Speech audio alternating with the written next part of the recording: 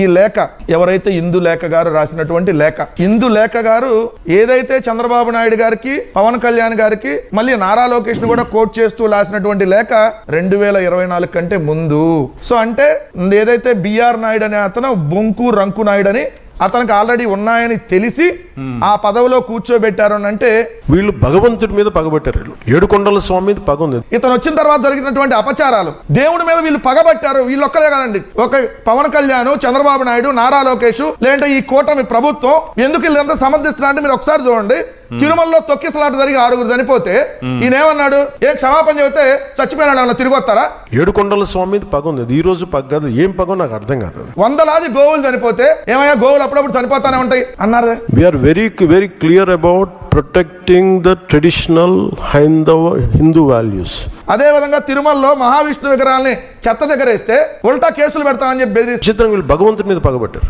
తిరుమలలో మద్యం బాటిల్స్, ఆ కోణం నుంచి నాకు అనిపించింది దీన్ని కరెక్ట్ చేయాలి. ప్లాస్టిక్ వాటర్ బాటిల్ తీసుకెళ్ళినారు, అలాంటిది పైకి మద్యం బాటిల్ వెళ్ళి అంటే దేవుడి మీద మీరు పగబట్టమే కదా. పైన ఏదైతే మాంసం బిర్యానీ తింటున్నారు, పైన భగవంతుడి మీద పగబట్టారు. గోవిందరాజస్వామి ఆలయం మీదకి ఎక్కి తాగుబోతూ కలసం బికైపోతాడు. భగవంతుడి మీద పగబట్టారు.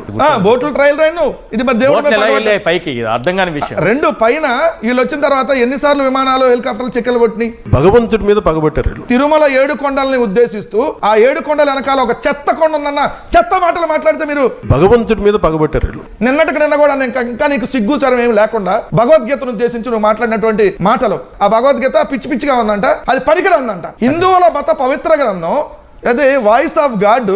అలాంటి దాన్ని ఒక టీటీడీ చైర్మన్, భగవంతుని మీద పగబట్టుకున్నవాడు సర్వనాశనం అయిపోతాడు తప్ప ఎవడు బతికిన దాఖలాలు లేవు, గుర్తుపెట్టుకున్నారు. ఎందుకంటే ఇది ఫెయిత్ కి సంబంధించింది.